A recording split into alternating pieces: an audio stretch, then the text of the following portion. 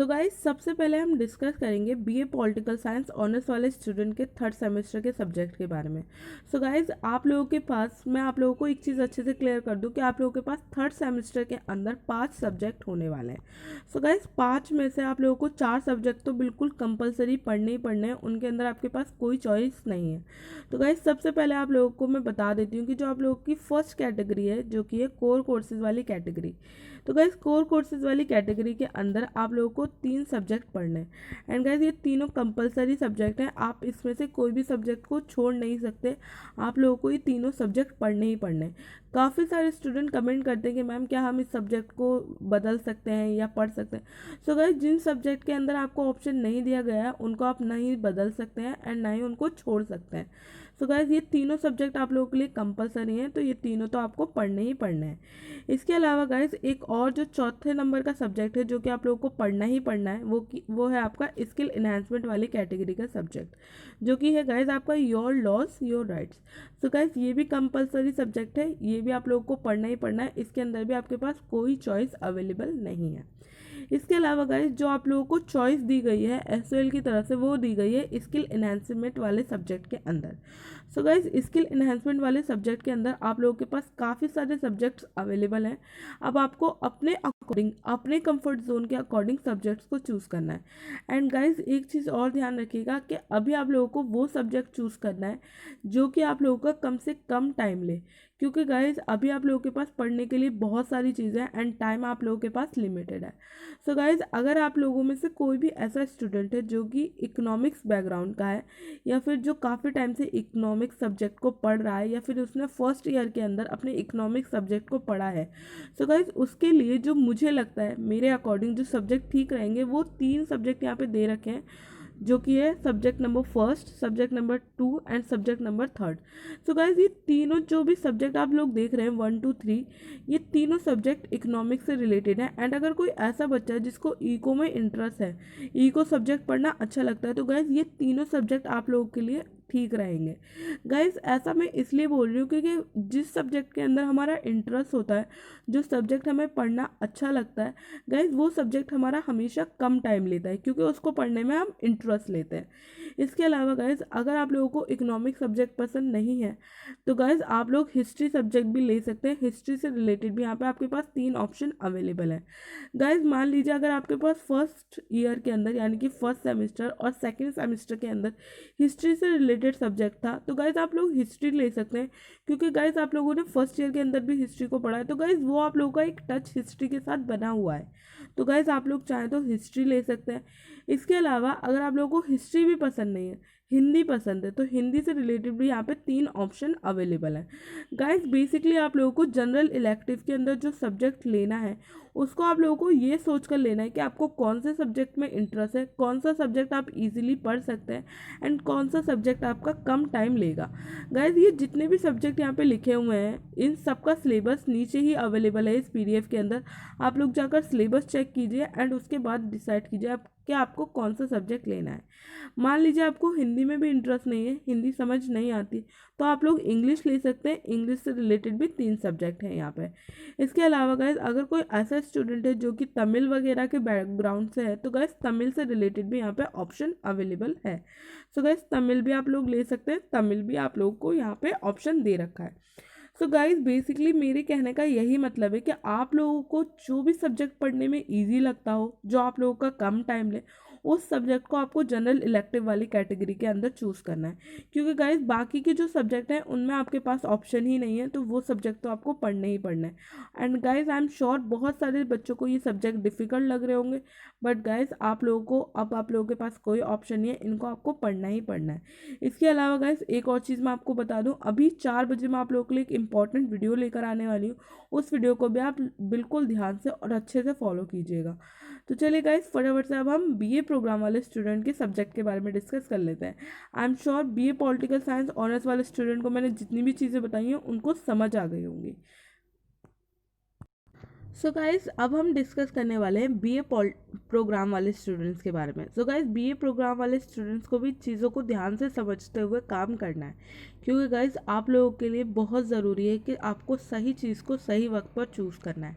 तो चलिए गाइज फटाफट से मैं बीए प्रोग्राम वाले स्टूडेंट के बारे में भी डिस्कस कर लेती हूँ। सो गाइज बीए प्रोग्राम वाले स्टूडेंट के जो सब्जेक्ट हैं उनको भी 3 कैटेगरीज के अंदर डिवाइड किया गया है। सो गाइज फटाफट से हम 1 बाय 1 सारी चीज़ों को देख लेते हैं। सो गाइज बेसिकली आप लोगों के पास जो बीए प्रोग्राम वाले स्टूडेंट हैं उनके पास जो सबसे पहली कैटेगरी है जिसके अंदर उनको 2 सब्जेक्ट पढ़ने हैं वो है उनका डिसिप्लिन कैटेगरी, जो कि है डिसिप्लिन स्पेसिफिक कोर कोर्सेज वाली कैटेगरी। सो गाइज आप लोगों के पास जो फर्स्ट ईयर के अंदर 2 सब्जेक्ट थे, 2 सब्जेक्ट का कॉम्बिनेशन था। वो 2 सब्जेक्ट कोई भी हो सकते हैं गाइज, हिस्ट्री पॉलिटी हो सकता है, इकोनॉमिक्स हिस्ट्री हो सकता है, इकोनॉमिक्स मैथ हो सकता है। जो भी 2 सब्जेक्ट आप लोगों के पास फर्स्ट ईयर के अंदर अवेलेबल थे उन्हीं 2 सब्जेक्ट से रिलेटेड 2 सब्जेक्ट आप लोगों को पढ़ने होंगे। फॉर एग्जांपल अगर आप लोगों के पास फर्स्ट ईयर के अंदर पॉलिटिकल साइंस और हिस्ट्री था, सो गाइज आप लोगों को थर्ड सेमेस्टर के अंदर हिस्ट्री 1200 से 1700 ये पढ़ना होगा and political science comparative government and politics ये पढ़ना होगा। यानी कि गाइज जो भी 2 सब्जेक्ट का कॉम्बिनेशन आप लोगों के पास फर्स्ट ईयर के अंदर था वही 2 सब्जेक्ट का कॉम्बिनेशन आपको थर्ड सेमेस्टर के अंदर पढ़ना होगा। सो गाइज आप लोगों को ये 2 सब्जेक्ट खुद ब खुद अलोकेट कर दिए जाएंगे, जो कि आप लोगों को एडमिशन के टाइम पे पता चल जाएगा। इसके अलावा गाइज जो आप लोगों के पास सेकंड कैटेगरी है जिसके अंदर आप लोगों को सब्जेक्ट को चूज़ करना है गाइज, वो है आपका स्किल एनहांसमेंट वाली कैटेगरी। गाइज आप लोग इस सब्जेक्ट को बहुत ध्यान से बहुत आराम से चूज़ कीजिएगा, क्योंकि गाइज बहुत ज़्यादा डिपेंड करता है ये सब्जेक्ट आप लोगों के थर्ड सेमेस्टर के लिए, क्योंकि गाइज इस सब्जेक्ट को पढ़ना है आपको एंड बहुत इंपॉर्टेंट सब्जेक्ट है ये आप लोगों का। सो गाइज यहाँ पे आप लोगों के पास 5 ऑप्शन अवेलेबल हैं जिसमें से एक ऑप्शन आप लोगों को चूज़ करना है आपके स्किल एनहांसमेंट वाली कैटेगरी के अंदर। सो गाइज सबसे पहला ऑप्शन जो आप लोगों के पास है वो है इकोनॉमिक्स से रिलेटेड, जिसके अंदर आपको पढ़ना है understanding economic survey and union budget. Guys इस सब्जेक्ट की क्वेश्चन पेपर की लिंक मैं आपको डिस्क्रिप्शन में दे दूंगी, आप लोग क्वेश्चन पेपर को डाउनलोड कर देख लीजिएगा कि किस टाइप के क्वेश्चन आप लोगों के इस सब्जेक्ट से बनते हैं, ताकि आप लोगों को समझने में ईजी रहे कि किस टाइप का क्वेश्चन पेपर आप लोगों को मिलेगा एग्ज़ाम के टाइम पे। इसके अलावा गाइस जो सेकंड सब्जेक्ट है वो है एजुकेशन से रिलेटेड सब्जेक्ट, जो कि है researching children and childhoods in India. So guys जो भी स्टूडेंट है जो कि इकोनॉमिक बैकग्राउंड के नहीं हैं, जो आर्ट्स बैकग्राउंड के हैं, उनके लिए एजुकेशन सब्जेक्ट ठीक रहेगा, क्योंकि गाइस एजुकेशन सब्जेक्ट आप लोगों ने फर्स्ट ईयर के अंदर भी पढ़ा है बहुत सारे स्टूडेंट ने। सो गाइस एजुकेशन सब्जेक्ट आप लोगों के लिए ठीक रहेगा, आप लोग इसका सिलेबस वगैरह चेक कर लीजिएगा एंड गाइस आप लोगों को मैं इस सब्जेक्ट की प्रिपरेशन कराने वाली हूँ। इसके अलावा गाइस अगर आप लोगों को एजुकेशन एंड इकोनॉमिक्स दोनों ही सब्जेक्ट पसंद नहीं है, तो गाइस आप लोग थर्ड सब्जेक्ट को चूज़ कर सकते हैं, जो कि है आपका इंग्लिश से रिलेटेड। बेसिकली गाइस इसके अंदर आप लोगों को जो चीज़ पढ़नी है वो आप लोगों को पढ़ना है इंग्लिश ट्रांसलेशन। बेसिकली गाइस इसका क्वेश्चन पेपर भी मैं आप लोगों को नीचे डिस्क्रिप्शन में देने की कोशिश करूँगी, लिंक आप लोग डाउनलोड कर लीजिएगा। ईजी क्वेश्चन पेपर है इसका, क्योंकि मैंने इसका प्रीवियस ईयर का क्वेश्चन पेपर देखा है। मैं आप लोगों को या तो लिंक नीचे डिस्क्रिप्शन में प्रोवाइड कर दूंगी या फिर मैं आप लोगों के लिए एक सेपरेट वीडियो इस सब्जेक्ट से रिलेटेड ले आऊँगी। सो गाइज आप लोगों को टेंशन लेने की ज़रूरत नहीं है। इसके अलावा गाइज आप लोग अगर इंग्लिश भी नहीं पढ़ना चाहते हैं तो गाइज हिस्ट्री से रिलेटेड भी एक ऑप्शन आपके पास स्किल एनहांसमेंट वाली कैटेगरी के अंदर है। सो गाइज स्किल एनहांसमेंट वाली कैटेगरी के अंदर आप हिस्ट्री से रिलेटेड सब्जेक्ट पढ़ सकते हैं, जिसके अंदर आप लोग आर्ट्स वगैरह के बारे में पढ़ सकते हैं, हिस्ट्री के बारे में, इंडियन सब कॉन्टिनेंट के बारे में। सो गाइज इससे रिलेटेड चीज़ें भी मैं आप लोगों को एक सेपरेट वीडियो के अंदर समझा दूंगी। बेसिकली गाइज स्किल एनहांसमेंट में ये 5 सब्जेक्ट जो हैं ये आप लोगों को अपने अकॉर्डिंग चूज़ करने हैं। गाइज जो भी सब्जेक्ट आपको पढ़ने में ईजी लगे वही सब्जेक्ट आप लोग चूज़ कीजिएगा, क्योंकि गाइज अक्सर मैंने ऐसा देखा है कि बहुत सारे ऐसे स्टूडेंट होते हैं जो कि इकोनॉमिक्स बैकग्राउंड के नहीं होते, फिर भी वो ईको ले लेते हैं एंड बाद में उनको प्रॉब्लम होती है उस सब्जेक्ट को पढ़ने में। तो गाइज वो गलती आपको नहीं करनी है, क्योंकि इस वक्त आप लोगों के पास गलती का कोई चांस ही नहीं है, क्योंकि टाइम कम है आप लोगों के पास और पढ़ना आपको बहुत ज़्यादा है। So guys I am sure skill enhancement वाली कैटेगरी से मैंने आप लोगों को जितनी भी चीज़ें समझाई हैं आपको समझ आ गई होंगी। अब बात कर लेते हैं हम आपकी MIL वाली कैटेगरी के अंदर। सो गाइज MIL वाली कैटेगरी के अंदर इस बार थोड़े से चेंजेस किए गए हैं। बेसिकली गाइज MIL वाली कैटेगरी के अंदर आपको इंग्लिश सब्जेक्ट को पढ़ना है। सो गाइज अगर आपकी 80% से अबव मार्क्स आए हैं 12th क्लास के अंदर, तो आपके पास इंग्लिश लैंग्वेज थ्रू लिटरेचर 2 ये सब्जेक्ट आप लोगों के पास होने वाला है, जो कि आप लोगों को यहाँ नज़र आ रहा है। इसके अलावा गाइज अगर आपके 60% से 79% के बीच में आए 12th क्लास के अंदर इंग्लिश में, सो गाइज आप लोगों को इंग्लिश फ्लुएंस 2 पढ़ना है, यहाँ पे आप लोग देख सकते हैं। इसके अलावा गाइज अगर आपके 60% से नीचे आए हैं 12th क्लास के अंदर, तो गाइज आप लोग ये 3rd नंबर वाला सब्जेक्ट पढ़ेंगे। इसके अलावा गाइज अगर कोई ऐसा स्टूडेंट है जिसके पास इंग्लिश सब्जेक्ट नहीं था 12th क्लास के अंदर, तो वो नीचे के क्राइटेरिया के अकॉर्डिंग अपनी इंग्लिश सब्जेक्ट को चूज़ करेगा।